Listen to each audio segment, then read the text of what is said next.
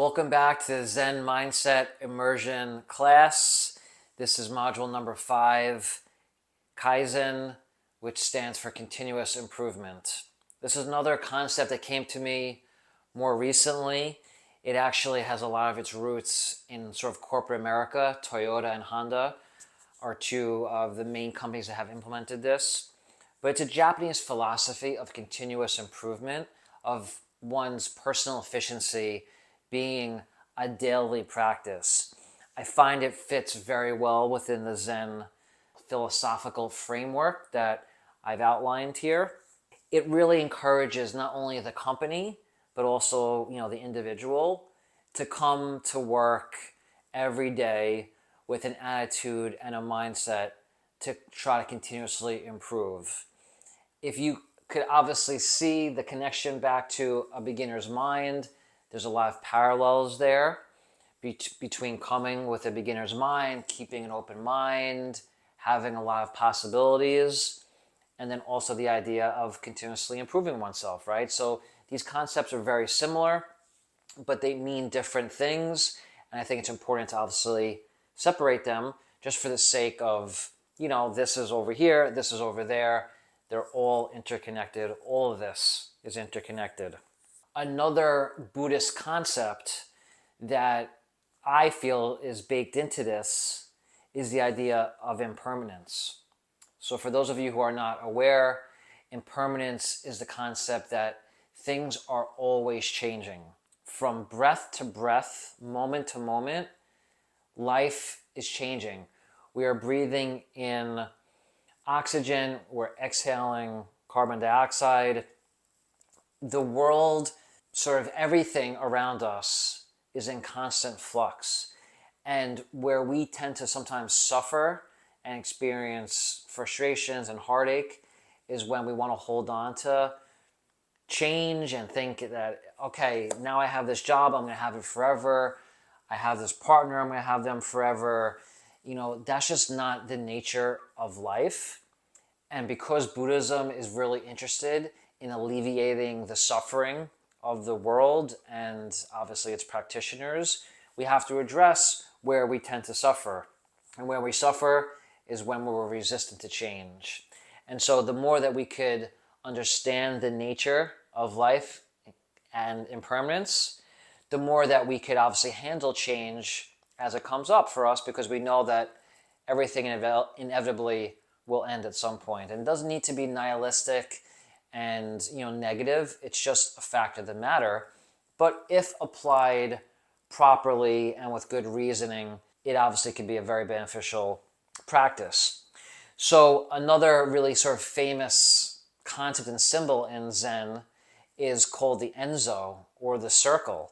And so you'll see a lot of artwork related to Zen.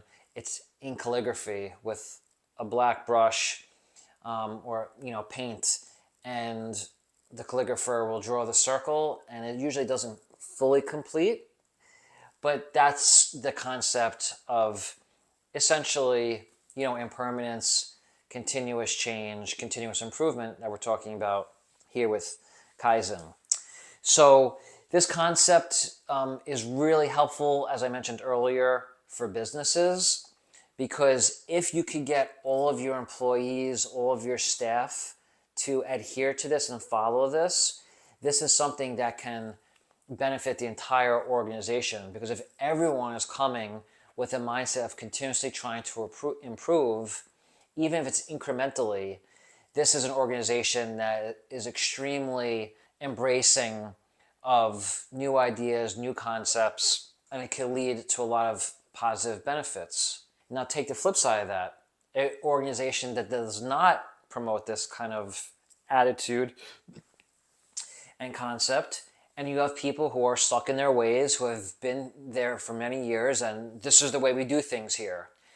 That even energetically, you could see my body language, right? This is the way we do things here. Take it or leave it, my way or the highway. Yes, in theory, you need to have guidelines, you need to have people sort of leading the charge. Leadership needs to dictate certain aspects of the way things are done, but it also could be done with the concept, right, of we're all in this together, we're all continuously trying to improve day after day.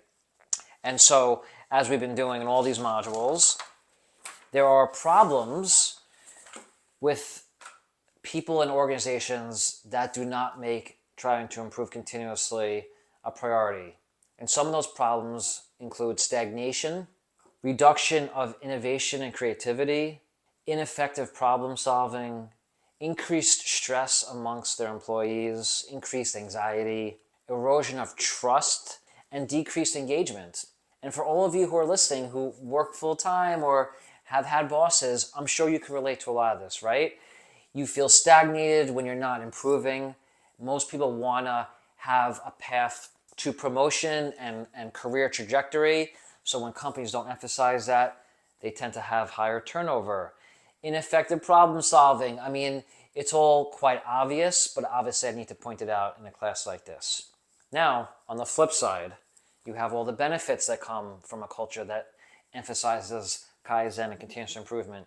You have increased efficiency, enhanced quality of work, increased adaptability, increased productivity, increased problem solving, enhanced communication, and higher overall satisfaction amongst the employees and staff. So again, I know I'm drawing a pretty, distinct line on both sides of the ledger here, but I think it also makes sense. And so a lot of this, as is the name of this program, this comes down to a mindset. What type of mindset do you want to live with? What type of mindset do you want your company to have when you're selecting the next place to work? If you're building your own business, what kind of mindset do you want to establish within your own business? These are decisions that we all make on a day-to-day basis. And if you're not aware that some of these concepts exist, you might not think to implement them. And so the part of this course is planting seeds, giving you a framework to follow, checklists to come back to. And again, if we're taking this concept to heart, we're continuously trying to improve. What's also pretty stark between East and West is that in Western culture, we expect results immediately, right? This is a concept that is recognized to take time. It does require patience. That doesn't normally lend itself to American consumerism and capitalism. This is definitely more of an Eastern philosophy, but I think Western companies and culture can really take a lot from the East, and this is another example of that.